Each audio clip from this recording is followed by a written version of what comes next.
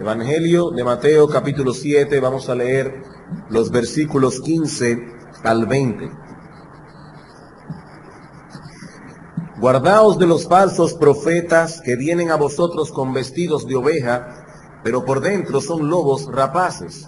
Por sus frutos los conoceréis. ¿Acaso se recogen uvas de los espinos o higos de los abrojos? Así, todo buen árbol da buenos frutos, pero el árbol malo da frutos malos. No puede el buen árbol dar malos frutos, ni el árbol malo dar frutos buenos. Todo árbol que no da buen fruto es cortado y echado en el fuego. Así que por sus frutos los conoceréis.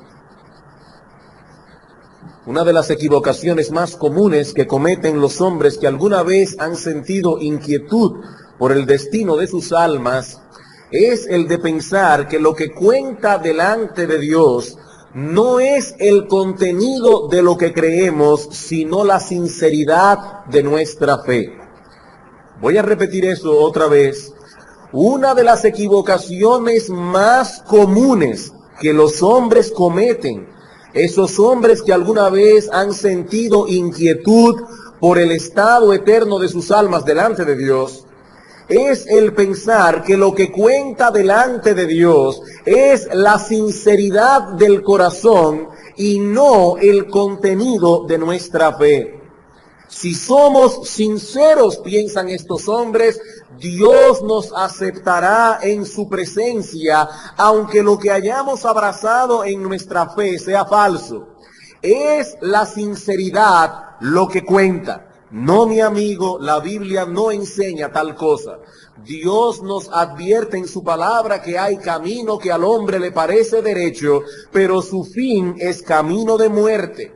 Con toda sinceridad, este hombre decide caminar por esa senda porque le parece una senda derecha. Pero eso no evita que al final termine en muerte, porque es hacia la muerte y no hacia ningún otro lugar que esa senda conduce, que ese camino se dirige. En esta sección del Sermón del Monte que comenzamos a estudiar hace unos domingos atrás, el Señor Jesucristo nos advierte con toda solemnidad del grave e irreparable error que cometeremos si tomamos y nos mantenemos hasta el fin en un camino equivocado en lo concerniente a nuestra salvación. En los versículos 13 y 14 de Mateo capítulo 7 vemos que hay una sola puerta y un solo camino que lleva a la vida. Se trata, dice Cristo, de una puerta estrecha y un camino angosto, pero es la única vía de acceso al reino de los cielos.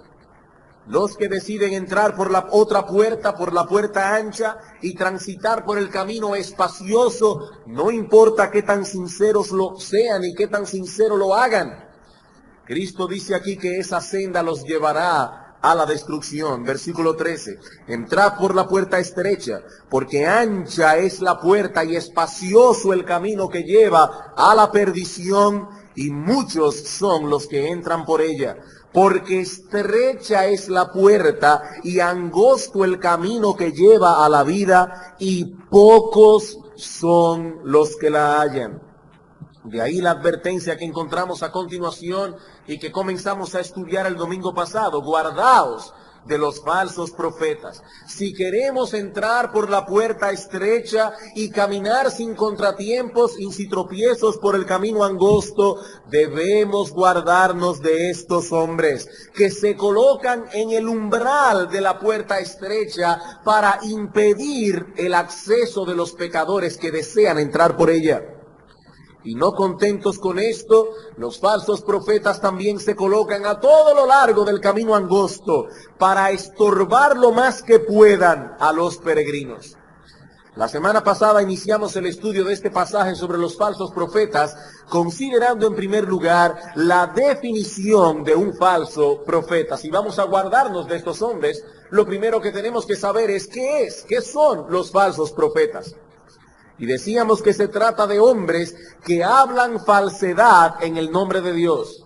Hablan falsedad, pero en el nombre de Dios. En Jeremías 14:14 dice Dios acerca de los falsos profetas: falsamente profetizan los profetas en mi nombre. Yo no los envié, yo no los mandé, yo no les hablé. Visión mentirosa, adivinación, vanidad y engaño de su corazón os profetizan. Pretenden hablar en nombre de Dios. Vienen a nosotros con una Biblia en la mano, su lenguaje es muy similar al nuestro, pero lo que hablan, dice el profeta Jeremías, es el producto de sus propios corazones y en el peor de los casos, el producto de una influencia directa del maligno. Hermanos, el falso profeta no es aquel que niega abiertamente la existencia de Dios o el origen divino de las Escrituras. De ser así, sería muy fácil reconocer quién es un falso profeta.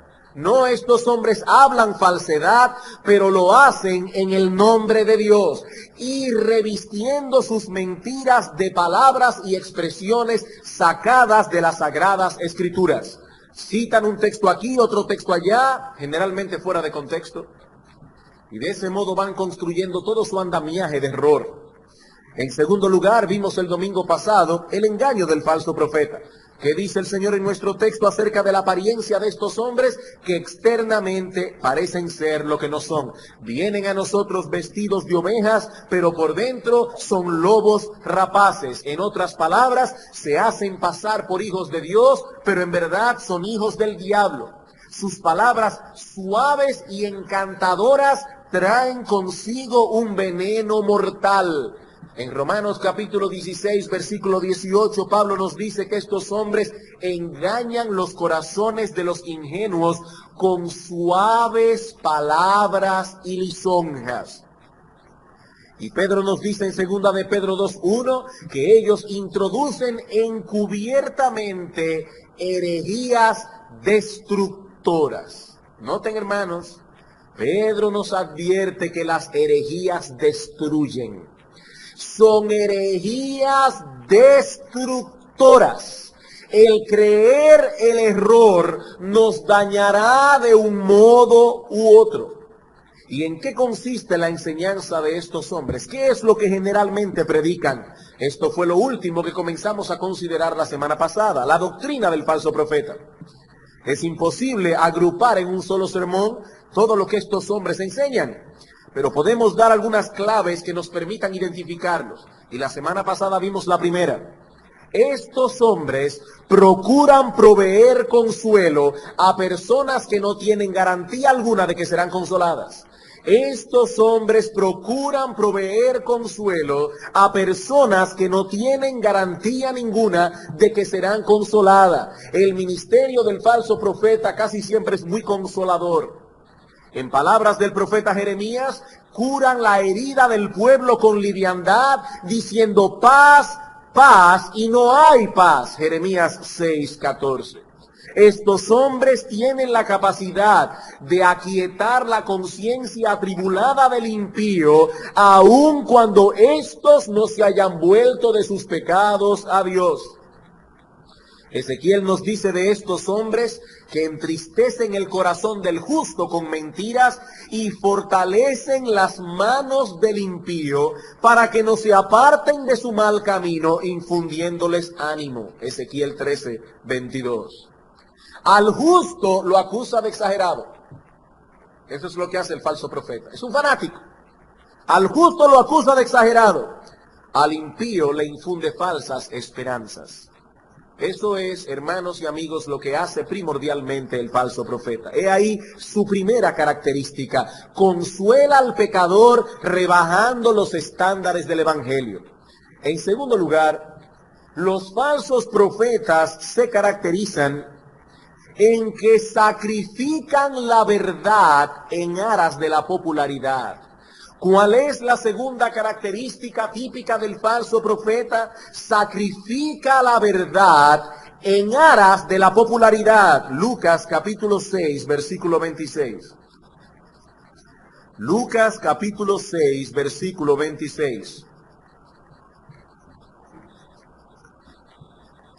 ¡Ay de vosotros!, dice Cristo, cuando todos los hombres hablen bien de vosotros, porque así hacían los padres, vuestros padres, con los falsos profetas. ¡Ay de vosotros!, dice el Señor a sus discípulos, cuando nadie se sienta incómodo con vuestro ministerio, cuando todo el mundo los acepte, cuando estéis dispuestos a sacrificar la verdad con tal de obtener el favor de los hombres. ¡Ay de vosotros! Porque esa es una característica típica de los falsos profetas. Ellos son capaces de hacer cualquier cosa con tal de mantener la buena opinión de los hombres. En Gálatas 1:10 el apóstol Pablo escribe a esta iglesia: pues busco ahora el favor de los hombres o el de Dios, o trato de agradar a los hombres, pues si todavía agradara a los hombres, yo no sería siervo de Cristo. El hombre que tenga como meta primordial de su ministerio el agradar a los hombres, manifiesta con ello que en verdad no desea agradar a Cristo. El agradar a los hombres y el agradar a Cristo no puede subsistir en un mismo ministerio. Ahora, hermanos, debo hacer una aclaración aquí. El problema de los falsos profetas no es el que atraiga a mucha gente. No. A Dios le ha placido bendecir abundantemente el ministerio de algunos hombres fieles, de tal manera que han podido alcanzar con su predicación a grandes multitudes. De Juan el Bautista se nos dice en Mateo capítulo 3, versículo 5, y salía a él Jerusalén y toda Judea y toda la provincia de alrededor del Jordán. Multitudes iban a escuchar a Juan el Bautista, y Juan el Bautista era un verdadero profeta.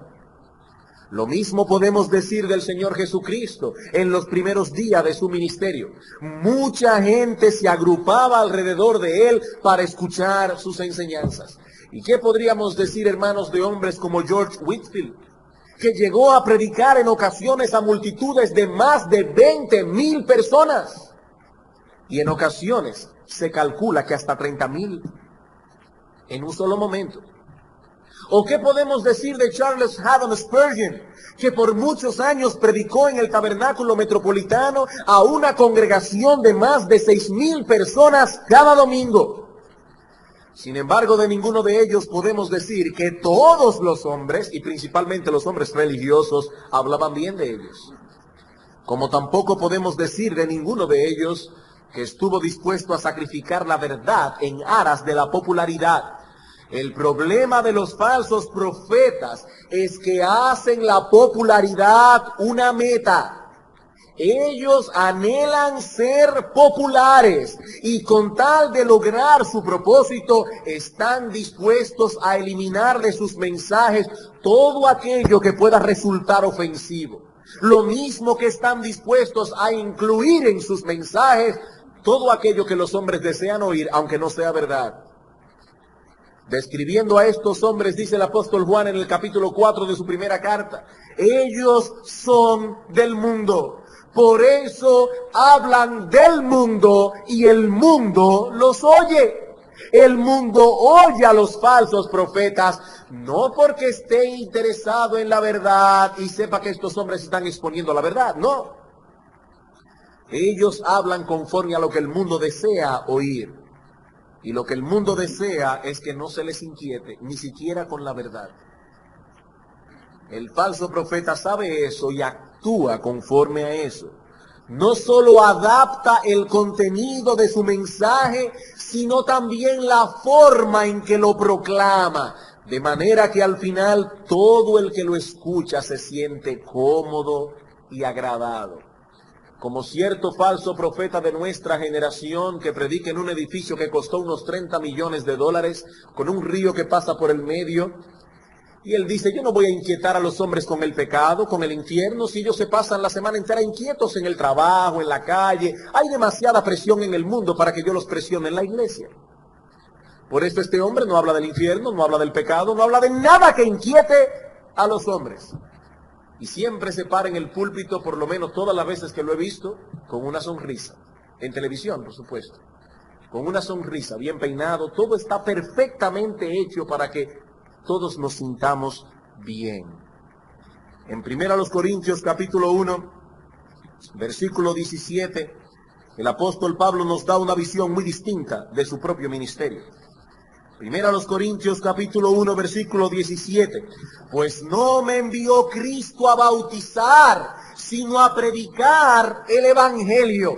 Pero no solo a predicar el evangelio. Pablo no solo se cuidaba del contenido de su predicación, sino también de las palabras que usaba en su predicación, de la forma en que llevaba adelante el mensaje del evangelio. Dice él, no con sabiduría de palabras, para que no se haga vana la cruz de Cristo. Y en 1 Corintios capítulo 2, versículo 4 al 5, dice Pablo, y ni mi palabra ni mi predicación fue con palabras persuasivas de humana sabiduría, sino con demostración del Espíritu y de poder, para que vuestra fe no esté fundada en la sabiduría de los hombres, sino en el poder de Dios. Pablo se cuidó en su predicación aún de las palabras que usaba. Su propósito no era el de atraer la atención de su auditorio a su enorme capacidad de oratoria, a su profundo conocimiento filosófico. No. Pablo deseaba en una forma llana, sencilla, transmitir el evangelio. Porque sabía que todo ese ropaje filosófico y todas esas palabras rimbombantes y complicadas tendían a hacer vano el mensaje de la cruz. Esos predicadores elegantes que atraen la atención del público por su oratoria no pueden herir la conciencia de sus oyentes. Envuelto en toda esa elegancia, el cuchillo del evangelio no puede penetrar en el corazón de los pecadores. A lo más que pueden llegar a decir es, fue un hermoso discurso, pero no más. Un hermoso discurso, pero no más. En cierta ocasión Spurgeon dijo lo siguiente a un grupo de estudiantes del colegio pastoral. También me veo obligado a decir que ciertamente no tenemos por objeto complacer a la clientela, ni predicar para satisfacer a nuestra época, ni agradar a la minoría culta. La obra de nuestra vida no puede hallar aceptación absoluta en la tierra, nuestra hoja de servicio está en lo alto, o de lo contrario se escribirá en la arena. Y más adelante en ese mismo mensaje añadió, si alguno de vosotros, le decía a los estudiantes del colegio pastoral, si alguno de vosotros desea predicar un evangelio que sea agradable a nuestra época, que lo predique en el poder del diablo, y no tengo duda de que el maligno hará de buena gana lo mejor que pueda para ti. Y en otro mensaje dijo, hablando de lo mismo, en un discurso me gusta oír las notas silvestres de la naturaleza verdadera y la gracia pura. Estas notas tienen un encanto desconocido para el mensaje artificial y complicado. No creo que el Espíritu Santo tenga en gran estima lo clásico de vuestra composición. No creo que el Señor se deleite en vuestra retórica, en vuestra poesía, o siquiera en aquella hermosa peroración del final del discurso. Si en el sermón hay fuego, vida y verdad, el Espíritu de vida obrará por medio de él, pero solamente en tal caso. Sed fervorosos y no necesitaréis ser elegantes. Y eso es precisamente lo que no encontraremos en el falso profeta. La verdad de donde emana el fuego y la vida. Aunque déjenme decirles algo, algunos falsos profetas son fervorosos, pero no con ese fervor que emana de la convicción de que lo que se está predicando es la verdad contenida en las Escrituras, sino más bien el fervor de una convicción sin fundamentos y en el peor de los casos, el fervor de aquel que sabe que sus palabras tienen cautivado al auditorio y que está logrando lo que quiere lograr, sea verdad o no lo que esté diciendo. ¿Y cuáles son, hermanos, aquellas verdades, aquellas cosas que el falso profeta distorsiona con tal de alcanzar esa popularidad que tanto anhela? Bueno, podemos decir en sentido general que hay tres áreas doctrinales donde esa distorsión se manifiesta más claramente en el falso profeta. En primer lugar, el falso profeta tiende a distorsionar en su mensaje el carácter de Dios. El falso profeta tiende a distorsionar en su mensaje el carácter de Dios. Como hemos dicho ya, él no niega la existencia de Dios, no, Ya hemos visto que el falso profeta viene hablando a nosotros en nombre de Dios, pero distorsionan el carácter del Dios que se nos revela en las Sagradas Escrituras. Si comparamos el Dios que estos hombres proclaman y el Dios de las Escrituras, veremos rápidamente que no son el mismo Dios. Jeremías capítulo 14, versículos 13 y 14. Libro del profeta Jeremías, capítulo 14, versículos 13 y 14.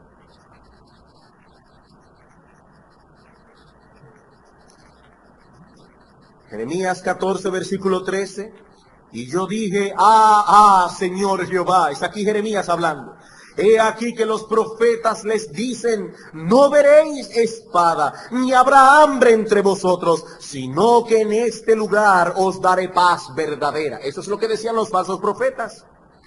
Me dijo entonces Jehová, falsamente profetizan los profetas en mi nombre, no los envié, ni les mandé, ni les hablé, visión mentirosa, adivinación, vanidad y engaño de su corazón os profetizan. Por tanto, así ha dicho Jehová sobre los profetas que profetizan en mi nombre, los cuales yo no envié, y que dicen, ni espada ni hambre habrá en esta tierra. He aquí lo que dice el Señor esos profetas, con espada y con hambre serán consumidos esos profetas. Mientras Jeremías advertía al pueblo del juicio de Dios que caería sobre ellos por causa de sus pecados, estos hombres venían más atrás y decían al pueblo, no escuchen a Jeremías, este hombre es un pesimista, un amargado. ¿Cómo pueden ustedes creer que Dios enviará juicio sobre su pueblo, siendo que sois un pueblo tan religioso? Jeremías no sabe hablar de otra cosa que no sea del juicio de Dios, el infierno. Es un ave de mal agüero ese hombre. Estos hombres poseen una visión totalmente distorsionada y desbalanceada de Dios. Como decíamos en el sermón anterior, el veneno de estos hombres muchas veces viene envuelto en lo que callan. Sí, ciertamente Dios es amor y lleno de misericordia, pero eso no es todo lo que la Biblia nos dice acerca de Dios. Nuestro Dios también es infinitamente santo y justo. Su justicia no cancela su amor, es verdad, pero tampoco su amor cancela su justicia. Si enfatizamos una cosa por encima de la otra, ya no tendremos una imagen apropiada de Dios, sino más bien una caricatura. ¿Saben, hermanos y amigos, lo que es una caricatura, verdad? ¿Qué es lo que hace el caricaturista para plasmar en el papel una figura que se parezca a la persona que él desea representar, pero que al mismo tiempo resulte graciosa? ¿Qué es lo que hace el caricaturista para lograr ese efecto? Usted sabe que es la persona, pero le resulta graciosa la imagen del papel. El caricaturista distorsiona la imagen del individuo en cuestión, dándole preeminencia a algunos rasgos característicos de su fisonomía. Eso es lo que hacen los falsos profetas con la imagen espiritual de Dios. La distorsionan un tanto aquí y otro poco allá, de modo que lo que tenemos al final es una mera caricatura de Dios.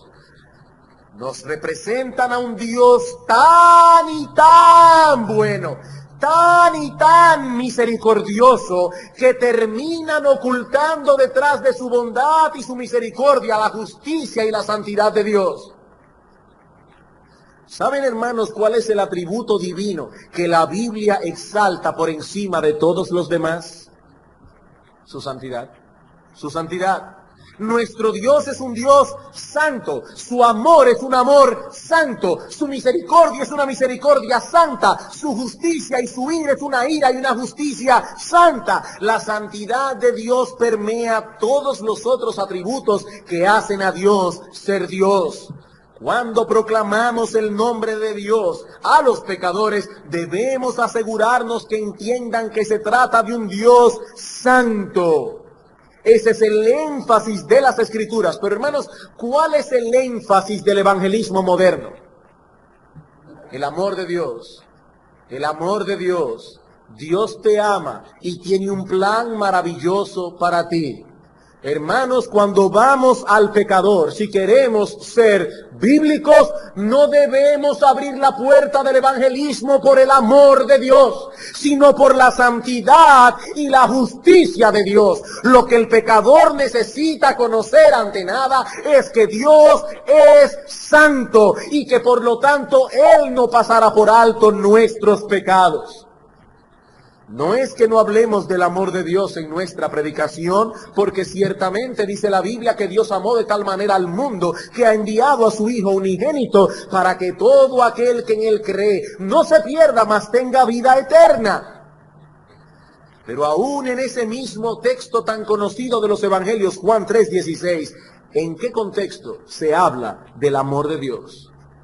Aún en ese mismo texto, en el contexto de nuestra perdición. Lo que ese texto nos enseña es que el hombre está perdido sin el Hijo. El Hijo fue dado para que todo aquel que en Él cree, subrayen, no se pierda. Somos una raza de perdidos. Hemos transgredido la ley de un Dios santo. Y a menos que no creamos en el Hijo, la ira infinita de ese Dios santo caerá sobre nosotros algún día. Mi amigo, ¿sabes qué dice la Biblia acerca de Dios? En Primera de Juan, capítulo 1, versículo 5, dice el apóstol Juan, este es el mensaje que hemos oído de Él. Dios es luz y no hay ningunas tinieblas en Él.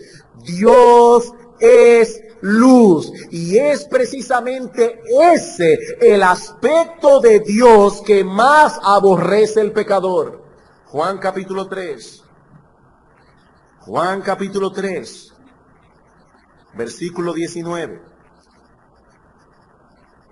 Y esta es la condenación, que la luz vino al mundo, y los hombres amaron más las tinieblas que la luz, porque sus obras eran malas. Porque todo aquel que hace lo malo aborrece la luz, y no viene a la luz, para que sus obras no sean reprendidas.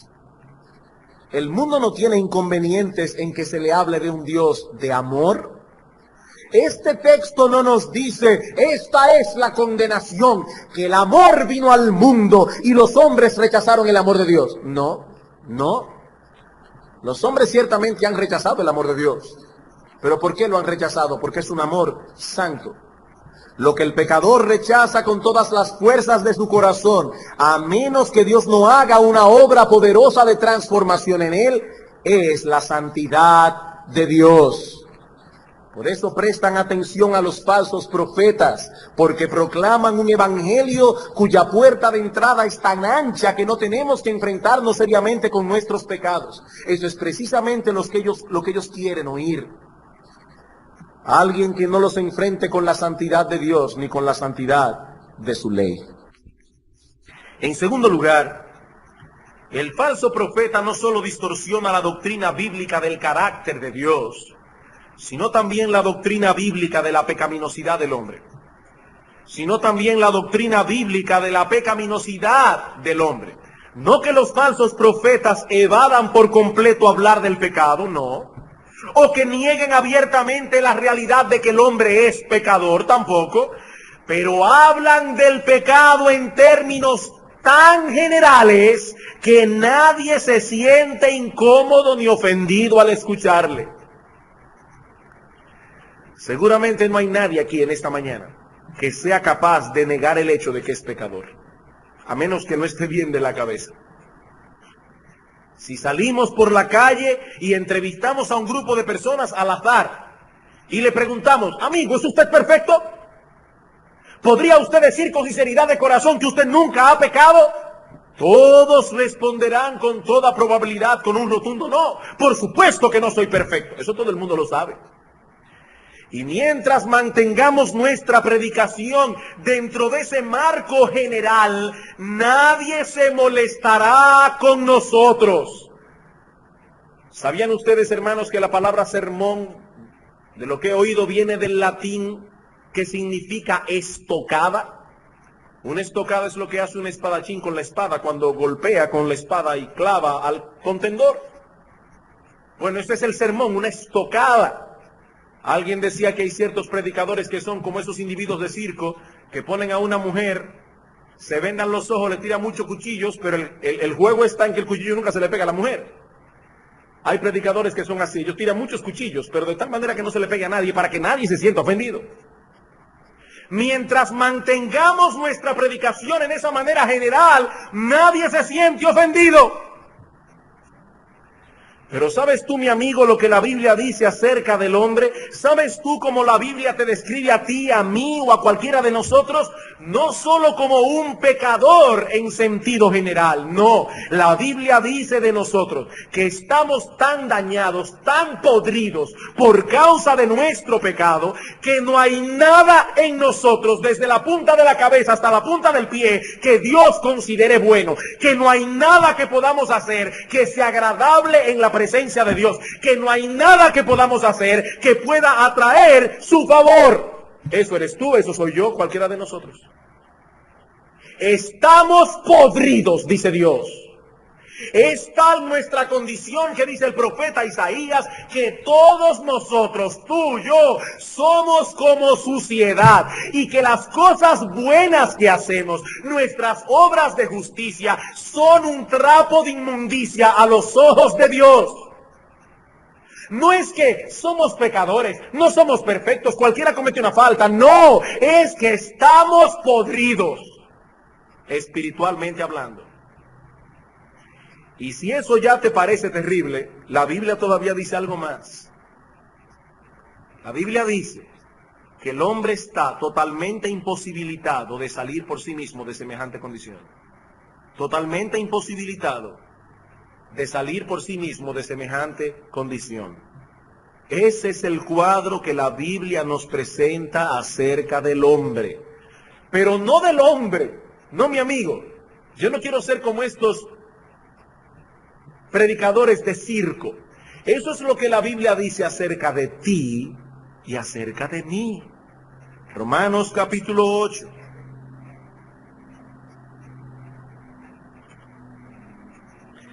Recuerdo haber leído en una ocasión de un hombre que, uno de los presidentes de los Estados Unidos de Norteamérica, que fue a una iglesia a escuchar un sermón de la palabra de Dios, y parece que ese día el predicador no quería pisar callos innecesarios, dado que tenía al presidente de los Estados Unidos en su congregación.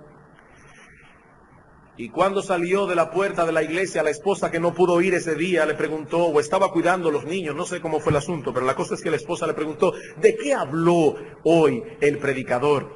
Y el presidente le respondió, habló del pecado. Sí, pero ¿qué dijo del pecado? Dice, bueno, de lo que yo pude deducir, él no está de acuerdo con eso. Fue todo lo que pudo decir. Ella se dio cuenta que el predicador no estaba de acuerdo con el pecado, pero nada más, nada más. Romanos capítulo 8, versículos 7 al 8, dice el apóstol Pablo, por cuanto los designios de la carne son enemistad contra Dios, porque no se sujetan a la ley de Dios, ni tampoco pueden. Y los que viven según la carne no pueden agradar a Dios. Que dice el texto, los designios de la carne son enemistad contra Dios. Somos por naturaleza enemigos de Dios. Ahora, ¿de qué Dios? ¿De qué Dios es que somos enemigos? Porque no somos enemigos del Dios utilitario que predican los falsos profetas, no. Pero sí enemigos de ese Dios que se nos revela en las Escrituras, cuyo amor y misericordia no cancelan ni anulan su santidad y su justicia. Mientras se nos presente a un Dios utilitario, al cual podemos acudir en tiempo de necesidad en busca de consuelo y protección, no tenemos ningún problema. Todos amamos a ese Dios. Pero tan pronto nos hablan de ese Dios soberano, que tiene derecho a regirnos por los estándares de su ley, cuyo perdón incluye necesariamente el liberarnos de la esclavitud del pecado, para que vengamos a ser esclavos de Dios. Cuando se nos presenta a ese Dios, entonces reaccionamos como aquellos hombres de quienes nos habla el Señor Jesucristo en Lucas 19:14. No queremos que éste reine sobre nosotros. No, así no. Queremos el cielo, pero no su gobierno. No nos oponemos a que nos bendiga, pero no queremos que nos gobierne. Somos enemigos de Dios. Efesios capítulo 2, versículos 1 al 3. Y Él os dio vida a vosotros cuando estabais muertos en vuestros delitos y pecados, en los cuales anduvisteis en otro tiempo siguiendo la corriente de este mundo, conforme al príncipe de la potestad del aire, el espíritu que ahora opera en los hijos de desobediencia, entre los cuales también todos nosotros, Pablo incluye a sí mismo en la declaración, vivimos en otro tiempo en los deseos de nuestra carne, haciendo la voluntad de la carne y de los pensamientos, y éramos por naturaleza hijos de ira, lo mismo que los demás. Pablo dice que éramos por naturaleza un montón de heno que sería quemado tarde o temprano por la ira de Dios.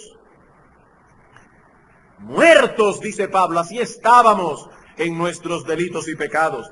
Efesios capítulo 4, una página más adelante, versículo 17. Esto pues digo y requiero en el Señor, que ya no andéis como los otros gentiles, que andan en la vanidad de su mente, teniendo el entendimiento entenebrecido, ajenos de la vida de Dios, por la ignorancia que en ellos hay, por la dureza de su corazón, los cuales después que perdieron toda sensibilidad, se entregaron a la lascivia para cometer con avidez toda clase de impurezas. Primera a los Corintios 2:14, el hombre natural no percibe las cosas que son del Espíritu de Dios, porque para él son locura y no las puede entender, porque se han de discernir espiritualmente. He ahí, mi amigo, el cuadro bíblico. Tenemos el entendimiento entenebrecido. Somos enemigos de Dios. No podemos agradar a Dios. Estamos muertos espiritualmente hablando. Ese es el diagnóstico bíblico, pero eso no es lo que el hombre quiere oír. El hombre prefiere prestar atención a todo aquello que tienda a alimentar nuestra autoestima, una palabra que está de moda en el día de hoy, y que algunos cristianos, y hermanos, a veces he oído aún hermanos de esta iglesia, hablar de lo importante que es tener autoestima. Hermanos, eso es una herejía del infierno. Eso es una herejía del infierno. Eso vino del diablo mismo. Autoestima. Por todas partes se nos habla de autoestima. El problema del hombre es que tiene demasiado autoestima. Pastor, ¿y qué puede decir usted de los que tienen complejo de inferioridad? ¿Que tienen demasiado estima de sí mismo? Cuando un individuo llega a un lugar y no se atreve a abrir la boca porque teme meter la pata, ¿cuál es su problema? Que se ama tanto a sí mismo que tiene problemas en que no quiere fallar. El problema de esa persona no es baja autoestima. El problema del hombre es que tiene una estima demasiado alta, y lo que hace el evangelio es bajar esa estima hasta el piso. Pero hay algunos que prefieren oír a psicólogos antes que oír lo que dice Dios en su palabra. ¿Qué autoestima puede tener un hombre a quien Dios describe como un gusano? ¿Qué autoestima se puede decir de un hombre del cual Dios dice en su palabra que todas sus obras de justicia son un trapo de inmundicia delante de él? ¿De qué autoestima estamos hablando aquí? Pero eso es lo que el hombre quiere oír, que le hablen de su sentido de valía personal. Queremos que alguien nos diga que somos maravillosos, que somos extraordinarios. Y eso es precisamente lo que el falso profeta hace, alimentar el orgullo y la soberbia del hombre. Yo estoy bien, tú estás bien, todos estamos bien. No, mi amigo, sin la gracia de Dios, tú estás mal, yo estoy mal, todos estamos mal. Romanos capítulo 3.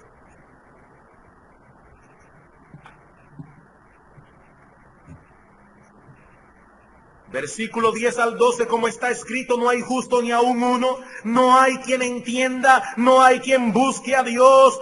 Todos se desviaron, a una se hicieron inútiles, no hay quien haga lo bueno, no hay ni siquiera uno. He ahí la descripción bíblica del hombre. Ahora, que nadie se equivoque, no pensaba hablar de esto, pero déjenme traer una nota aquí de balance. El hombre tiene dignidad. ¿Cómo? Pero no acaba usted de decir que es un montón de basura, un gusano del polvo. Sí, eso es verdad. Pero la Biblia dice también por el otro lado que nosotros llevamos con nosotros la imagen de Dios. Y por cuanto llevamos la imagen de Dios, el hombre no puede ser tratado como un gusano. Cristo dice: ¿cuánto valéis más vosotros que muchos pajarillos? Más vale un hombre que una oveja, aunque la sociedad protectora de animales diga que eso no es así. El hombre vale más que una oveja. ¿Cuál es el balance entonces?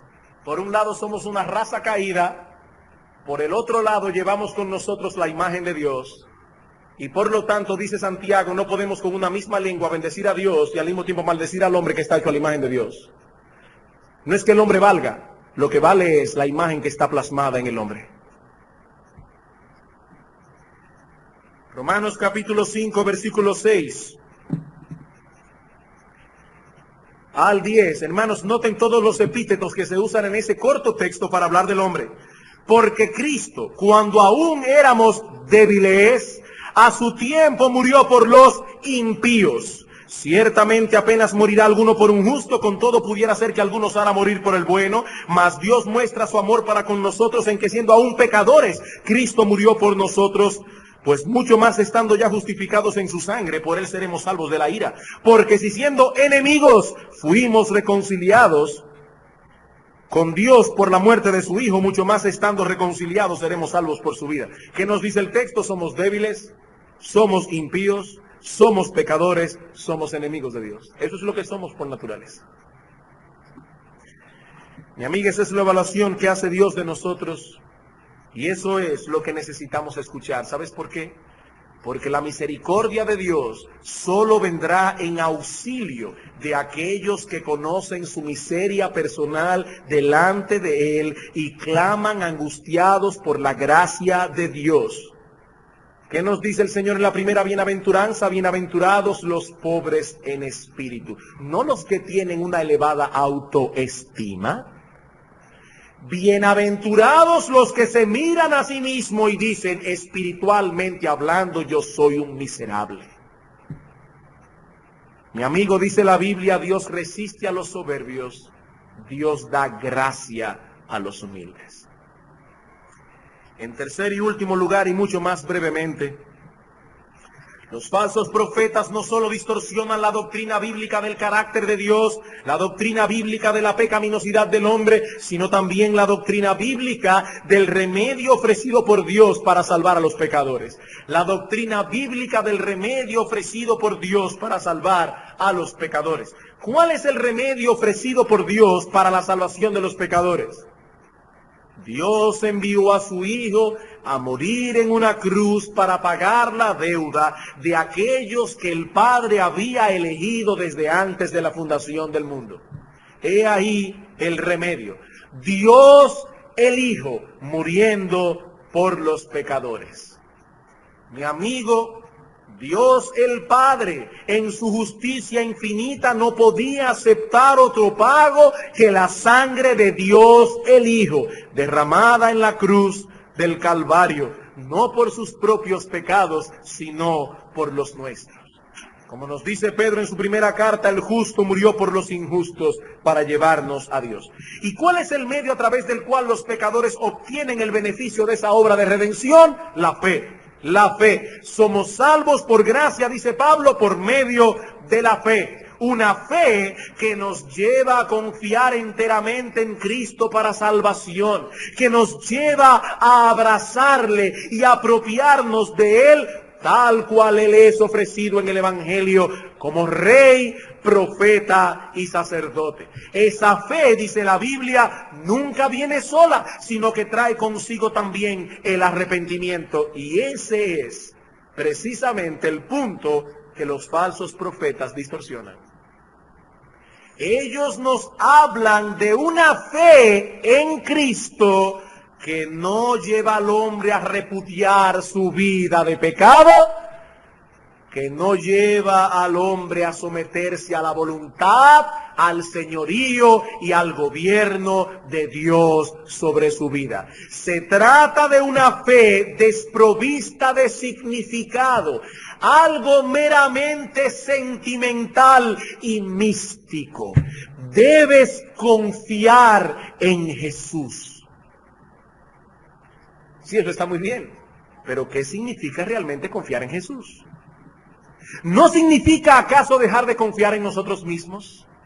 ¿No significa confiar en Jesús el llegar a entender que hasta ahora hemos sido guiados por nuestros deseos, por nuestros principios, por nuestros impulsos y que ya no debemos seguir viviendo así? El que no se arrepiente de su vida pasada sigue confiando en sí mismo. Y si piensa que puede seguir confiando en sí mismo, ¿para qué fue a Cristo? ¿Para qué fue a Cristo? ¿Buscando qué? Eso es un contrasentido. Vamos a Cristo porque entendemos que nada podemos sin Él. Porque entendemos que toda nuestra vida hemos vivido, como dice Pablo en Efesios capítulo 2, sin esperanza y sin Dios en el mundo. Mi amigo, no es un ticket al cielo lo que deseamos de Cristo, sino tener acceso a Dios por medio de Él. No es un ticket al cielo, lo que deseamos es tener acceso a Dios por medio de Él. Ay, ¿por qué debemos desear tener acceso a Dios? Porque queremos que Él nos guíe, porque queremos que Él nos gobierne, porque queremos vivir para Él, porque queremos agradarle a Él.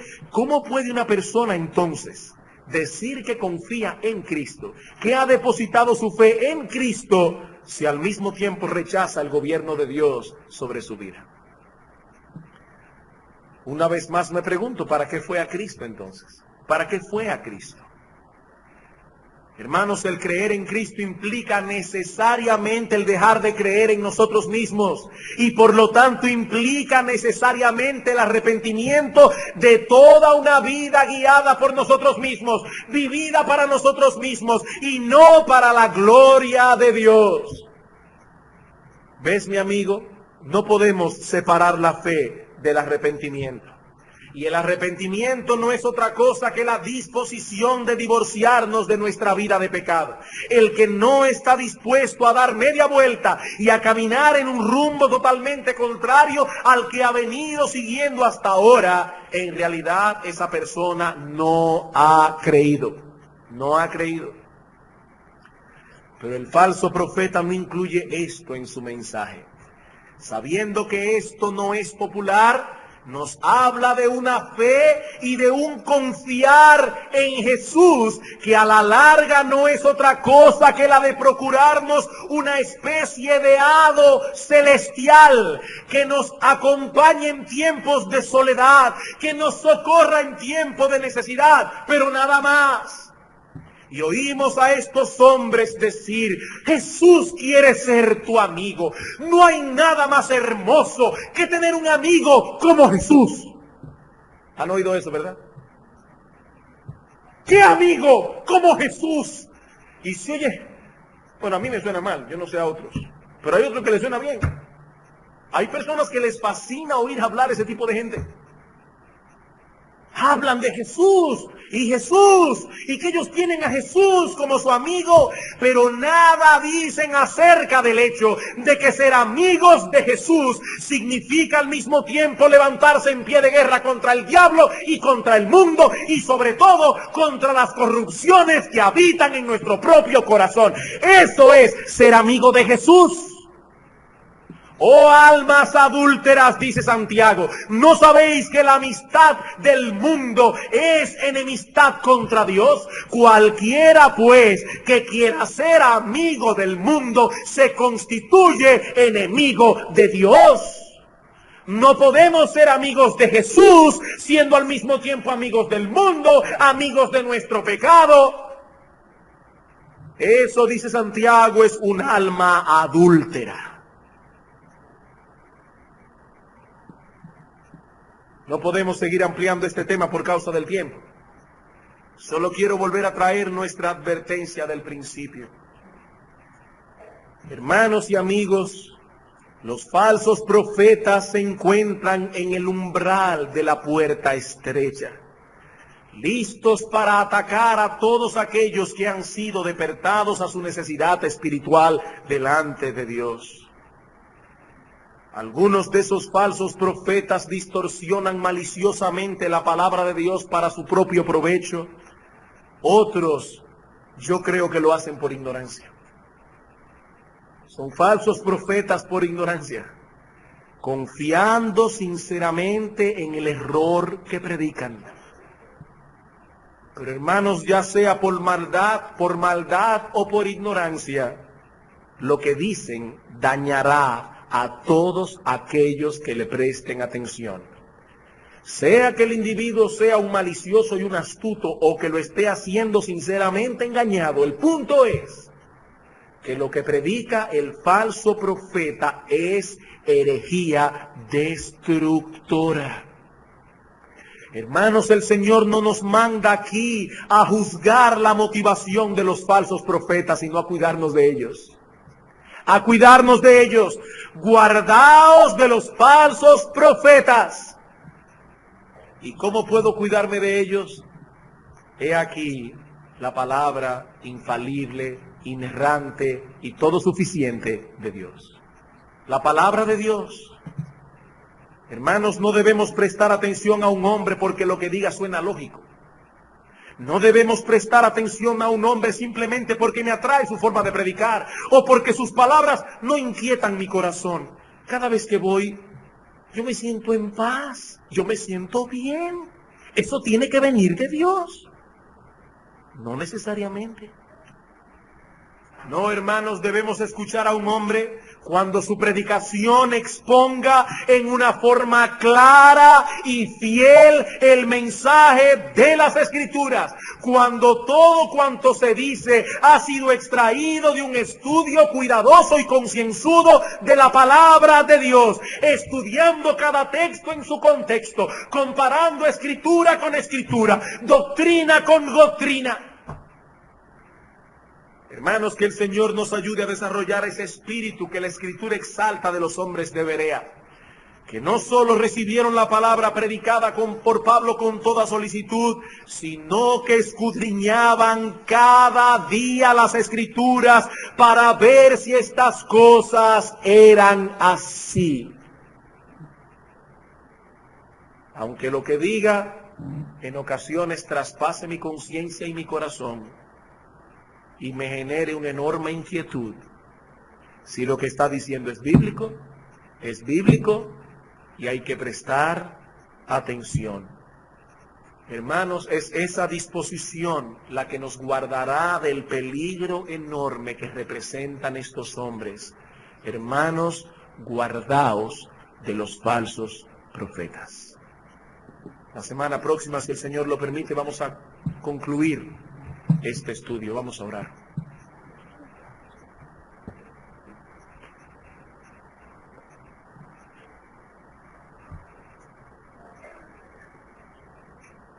Una vez más, Señor, nosotros vemos la sabiduría de aquel texto que se encuentra en Primera de Pedro, en Segunda de Pedro, donde el apóstol nos dice que hacemos bien en estar atentos a tu palabra, como a una antorcha que alumbra en lugar oscuro, hasta que el día esclarezca y el lucero de la mañana salga en nuestros corazones. Cuántos peligros, oh Señor, se encuentran a nuestro alrededor. Cuántos escollos y baches en nuestro peregrinaje hacia la Canaán celestial. Guárdanos, oh Dios, como ovejas tuyas que somos, para que no escuchemos la voz de los extraños. Y ayuda a muchos que están aquí en esta mañana, en el umbral de la puerta estrecha, para que no sean engañados y extraviados y guiados a tomar por la puerta ancha. Señor, una vez más te imploramos que por medio de tu Espíritu y tu palabra que ha sido predicada, muchos puedan venir hoy al arrepentimiento. Te lo pedimos y te lo suplicamos a ti, en el nombre de Jesús. Amén.